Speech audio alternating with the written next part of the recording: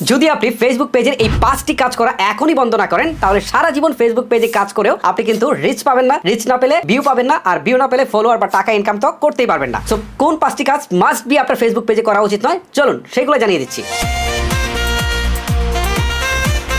Number 1, আমরা Facebook page খুলে প্রথমে যে ভুলটা করি সেটা হচ্ছে আমরা একটা ভিডিও আপলোড দিয়ে সেটা মেসেঞ্জার, হোয়াটসঅ্যাপ, ইমো বা অন্যান্য সোশ্যাল প্ল্যাটফর্মে কিন্তু সেটাকে আমাদের রিলেটিভস বা হচ্ছে ফ্রেন্ডসদের কাছে পাঠিয়ে দিই। দেখা গেল তারা এই ভিডিওটা ক্লিক করলো, ম্যাক্সিমাম লোক হয়তো আপনি যে ক্যাটাগরি ভিডিও আপলোড করেছেন বা আপনার যে ভিডিও সেটা হয়তো পছন্দ করেনি, 2 থেকে 3 সেকেন্ডের মধ্যে বেরিয়ে চলে আসছে। এইটাকে ফেসবুকের রোবট একটা নেগেটিভ পয়েন্ট হিসেবে ধরে নেয়, পরবর্তীতে এই ভিডিও রিচটা তারা কমিয়ে দেয়, বাড়িয়ে তো দেয় না বরং কমিয়ে দেয়। পরবর্তীতে আবারও আপনি সেম ভাবে তাদেরকে পাঠাতে শুরু করলেন। একটা সময় দেখা গেল যে আপনি 100 জনকে পাঠালেন, এখান থেকে হয়তো 5 জন ফুল ভিডিওটা দেখলো আর 95 জন হয়তো এই ভিডিওটা 2-3 সেকেন্ড দেখে স্কিপ করে চলে গেল। তখন ফেসবুকের রোবট ধরে নেয় যে আপনার এই ভিডিওগুলো কোয়ালিটি ফুল না। পরবর্তীতে আপনি তাদের কাছে লিংক পাঠালে কিন্তু এটাকে তারা নেগেটিভ হিসেবে ধরে নেয়, প্রথমে ভিডিওর রিচ ডাউন করে পরবর্তীতে টোটাল পেজের রিচটাকে ডাউন করে দেয়। এই ক্ষেত্রে আমি আপনাদেরকে বলবো যে হ্যাঁ, আপনি দেখেন যাদের কাছে ভিডিওটা পাঠাচ্ছেন তারা আপনার ভিডিও পছন্দ করে কিনা, পার্সোনাল ফোনে একটু কথা বলে নেন, যদি তারা পছন্দ করে তাহলে তাদেরকে পাঠাতে পারেন। এখন প্রশ্ন হচ্ছে যে আমার একদমই নতুন পেজ, তাহলে আমি ভিডিওটা আনবো কি করে? নতুন পেজের ক্ষেত্রে অবশ্যই আপনাকে একটা কোয়ালিটি ফুল ভিডিও আপলোড করতে হবে, একটা আকর্ষণীয় থাম্বনেল দিতে হবে এবং সেই সাথে হ্যাশট্যাগ গুলো প্রপারলি বসাতে হবে। আর এই কাজগুলো আপনি কন্টিনিউয়াসলি ধৈর্য সহকারে বেশ কিছু সময় করে যাবেন, তারপরে আস্তে আস্তে করে সফলতার মুখ দেখবেন। আরেকটা বিষয় বলি যে আপনার ভিডিওগুলো কোনো গ্রুপে শেয়ার করতে যাবেন না, অথবা আপনি কোনো একটা পোস্টের কমেন্টে গিয়ে আপনার ভিডিওর লিংকটা দিয়ে দিবেন না। এগুলো একটা সময়ে এটাকে আসলে ফেসবুকের রোবট কিছু মনে করতো না, বাট রিসেন্টলি সেটাকে তারা ট্রেস করে যে এই কাজটা যারা করে তারা হয়তো স্ক্যামার। মানে এক সময় চলতো, বাট এখন আর এটা তারা কিন্তু পজিটিভলি নেয় না, যে কারণে কিন্তু আপনার ভিডিও রিচ কমায়, পরবর্তীতে পেজের রিচও কমায়। সো এভাবে আপনারা লিঙ্কগুলো গ্রুপেও শেয়ার করবেন না বা অন্য কোনো ভিডিও কমেন্টের নিচেও শেয়ার করবেন না। আরেকটা বিষয় বলি, আমরা যেমন ইউটিউবে কোনো একটা ভিডিওতে যে কোনো একটা লিঙ্ক কিন্তু আমরা ডিসক্রিপশন বক্সে দিয়ে দিতে পারি, বাট ফেসবুকে কিন্তু সেটা চরমভাবে মানা করা আছে। যদি আপনি শেয়ার করেন, মানে ডিসক্রিপশন বক্সে কোনো যদি লিঙ্ক শেয়ার করেন, তাহলে কিন্তু আপনার ভিডিওটাকেই আপনার প্রবলেম করে ফেলবে। রিচ তো কমানো হচ্ছে, সেটা তো অনেক আগের ব্যাপার। দেখা গেল আপনার টোটাল ভিডিওটাই কিন্তু তারা ফেসবুক থেকে রিমুভ করে দিবে, অথবা এখানে তারা একটা স্ট্রাইক দিয়ে দিবে। সো ডিসক্রিপশন বক্সে কখনো কোনো প্রকার লিঙ্ক দিতে যাবেন না, শুধু টাইটেল বা কোনো টেক্সট থাকলে সেটা লিখে দিবেন, দ্যাটস ইট। নাম্বার 2তে আমরা যে ভুলটা সবচেয়ে বেশি করি সেটা হচ্ছে ফেসবুকে যখন আমরা ভিডিও আপলোড করতে যাই তখনই দেখি যে কোলাবোরেশন নামে একটা অপশন আছে। সো এই কোলাবোরেশনটা দেখে আমরা যে কাজটা করি, আমাদের পরিচিত কারো যদি বড় পেজ থাকে, সে কন্টেন্ট ক্রিয়েট করছে, তার সাথে আমরা কোলাবোরেশনটা করে দিই। এখন ফেসবুক যেহেতু দিয়েছে আমরা কোলাবোরেশনটা করে দিই। প্রাথমিকভাবে আমি মনে করেছিলাম যে এটা তো একটা ভালো জিনিস। আবার অনেক ইউটিউবার এটা বলেছে যে না, আপনি কোলাবোরেশন করে ইনস্ট্যান্ট একটা পেজ থেকে অনেক বেশি ভিউ নিয়ে আসেন, অনেক বেশি ফলোয়ার নিয়ে আসেন। হ্যাঁ, ইনস্ট্যান্ট নিয়ে আসতে পারেন, কিন্তু পরবর্তীতে আমি ফেসবুকের যে মনিটাইজেশন পাওয়ার যে শর্তগুলো রয়েছে সেখানে গিয়ে দেখলাম যে না, এটা যদি আপনি মনিটাইজেশনের জন্য আপনি যদি এই কাজটা করেন তাহলে তারা মনিটাইজেশন দিবে না। এটা বিজনেস পারপাস করতে পারেন, ধরেন আপনি একটা প্রোডাক্টের রিভিউ করেছেন, আপনার প্রোডাক্টগুলো আপনি পোস্ট করে থাকেন, সেল করে থাকেন, তখন আপনি অন্য একটা পেজের সাথে এটাকে আপনি কোলাবোরেশন করতে পারেন। বাট নরমালি যদি আপনি মনিটাইজেশন থেকে টাকা ইনকামের জন্য এটা করেন তাহলে কিন্তু তারা আপনাকে মনিটাইজেশনটা দিবে না। সো এই ক্ষেত্রে আপনি এই কাজটা কোলাবোরেশনটা করবেন না। আপনাকে কষ্ট হোক, আপনি 2 মাস, 4 মাস, 6 মাস, 1 বছর কাজ করে আপনার পেজটাকে উপরের দিকে নিয়ে যান, বাট এইটা করলে কিন্তু লাইফ টাইম আপনি খুব বেশি সাকসেস পাবেন না এবং মনিটাইজেশনও পাবেন না।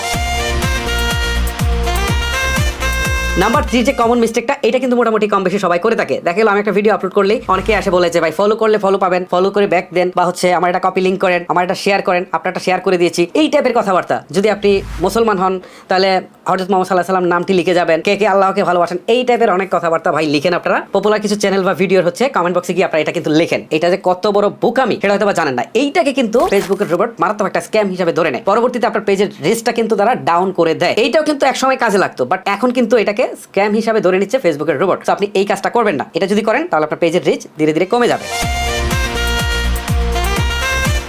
নাম্বার 4, আমরা যখন নতুন করে কন্টেন্ট ক্রিয়েশন শুরু করি তখনই আমরা একটা কাজ করি, সেটা হচ্ছে পপুলার কন্টেন্ট ক্রিয়েটার যারা রয়েছে তাদের কিছু ভিডিওর ক্লিপ কিন্তু আমাদের ভিডিওর মাঝে ইউজ করি। তখন আমাদের ভিডিওগুলো খুব দ্রুত ভাইরাল হয়ে যায় বা ভিউজটা অনেক বেশি আসে, ফলোয়ার্স আছে। সো এইটা দেখে আমরা অনেক খুশি হয়ে যাই। বাট ফেসবুকের যে অ্যালগরিদম রয়েছে সেখানে কিন্তু এটা সম্পূর্ণ নিষিদ্ধ, কারণ এইটা করলে পরবর্তীতে আপনি মনিটাইজেশন পাবেন না। তাহলে আপনি এত পরিশ্রম করে কি করবেন? এবং একটা সময় এসে আপনার পেজে কিন্তু আপনার ইস্যু আসতে পারে। সো ইস্যু আসলে তো মনিটাইজেশন পাবেন না, আর পেজ নষ্ট হয়ে যাওয়ার একটা সম্ভাবনা থেকে যায়। এখন যে বিষয়গুলো নিয়ে কথা বলছি এগুলো এক সময় ঠিকঠাক মতো চলছে, বাট এখন কিন্তু ফেসবুক অনেক বেশি স্ট্রিক্ট হয়ে গেছে। এখন তারা এগুলো করতে দিচ্ছে না। সো অন্যের যে ভিডিওর ক্লিপ আছে সেগুলো ইউজ করা থেকে বিরত থাকবেন, একদমই নিজের ক্লিপ ইউজ করবেন, অন্যের কোনো কিছু ইউজ করতে যাবেন না। এটা তো ভিডিও ক্লিপের কথা বললাম। আমরা সবচেয়ে বেশি যে ভুলটা করে থাকি সেটা হচ্ছে যে আমরা অন্যের মিউজিক ইউজ করে থাকি, অথবা আমরা ফেসবুকের কপিরাইট মিউজিক নেই বা অন্যের একটা মিউজিক নিয়ে ফেলি। তো এটা কিন্তু মারাত্মক একটা মিস্টেক, কারণ কিছুদিন আগে আমি একটা ভিডিওতে বলেছিলাম যে ফেসবুক তাদের রুলস রেগুলেশন অনেক পরিবর্তন এনেছে। ফেসবুকের যে নিজস্ব মিউজিক লাইব্রেরি আছে সেইখান থেকে যদি আপনি মিউজিক নেন তাহলেও কিন্তু আপনাকে কপিরাইটে তারা ধরবে, কারণ তারা একটা সুনির্দিষ্ট সময় পরে গিয়ে তারা কিন্তু এই যে আপনার মিউজিক লাইব্রেরিটা ব্যবহারের অনুমতি অনুমতি দেয়, বিশেষ করে আপনি মনিটাইজেশন পাওয়ার পরে। সো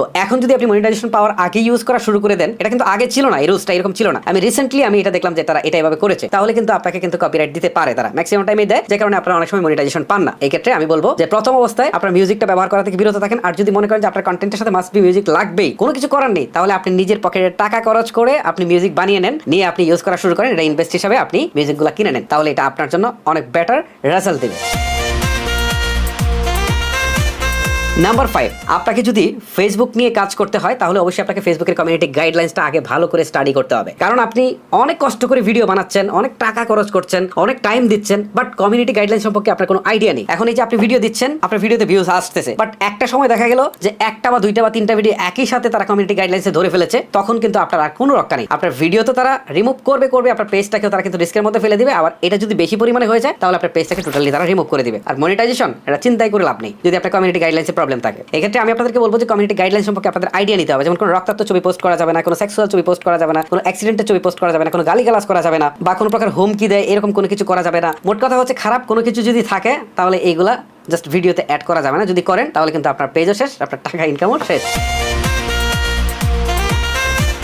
আচ্ছা, 5টা বিষয় নিয়ে তো কথা বললাম, এখন একটা বোনাস বিষয় নিয়ে কথা বলি। অনেকে আছে যে এঙ্গেজমেন্ট বাড়ানোর জন্য অন্যের ভিডিওতে গিয়ে অনেক বেশি কমেন্ট করেন, পজিটিভ কমেন্টই করেন, ভিন্ন ভিন্ন কমেন্ট করেন, বাট সেটা অনেক বেশি পরিমাণে করে ফেলেন, এটা করতে যাবেন না। বা অনেক বেশি শেয়ার করে ফেলেন, সেটাও করতে যাবেন না। বেশি কোনো কিছুই ভালো না, এগুলাকেও কিন্তু রোবট স্ক্যাম হিসাবে ধরে নেয়, পরবর্তীতে আপনার পেজের রিচ ডাউন করে দেয়। সো এই কাজটা আপনারা করবেন না। এখন মোট কথা হচ্ছে যে আমি যে 5টা বিষয় নিয়ে কথা বললাম, এই 5টা বিষয় কিন্তু আমার দীর্ঘ সময় ইউটিউব জার্নি বা ফেসবুক জার্নির আলোকে কিন্তু আমি আপনাদের সাথে কথা বললাম, এবং আমি যেহেতু এইগুলো নিয়ে কন্টেন্ট তৈরি করে আমার একটা হিউজ রিসার্চ আছে, সেখান থেকে কিন্তু আমি এইগুলো নিয়ে আপনার সামনে তুলে ধরলাম। কারণ আপনারা যদি শুরুতেই এই বিষয়গুলো মেনে আপনারা যদি ভিডিও আপলোড করতে থাকেন, আপনাদের নিজস্ব ভিডিওগুলো আপলোড করতে থাকেন, তাহলে 2 মাস হোক, 4 মাস হোক, 6 মাস হোক, 1 বছর হোক, আপনারা কিন্তু সাফল্যের মুখ দেখবেন। বাট আপনারা যদি এই বিষয়গুলো না মেনে ভিডিও আপলোড করতে থাকেন, তাহলে দেখা গেল যে আপনারা হয়তোবা সাফল্য রাতারাতি পেতে পারেন বা নাও পেতে পারেন, পেলেও হুট করে আপনার মনিটাইজেশন থাকবে না বা পেজ থাকবে না, তখন কিন্তু আপনার পুরো পরিশ্রমটাই বৃথায় যাবে। সো গাইস, ভিডিওটা লেন্দি করবো না, এখানে শেষ করবো। এরকম প্রয়োজনীয় ভিডিওগুলো কিন্তু রেগুলার আসবে, আপনারা চাইলে আমার পেজটাকে ফলো করে রাখতে পারেন। আজকের মতো আমি হিমেল বিদায় নিচ্ছি, আল্লাহ হাফেজ।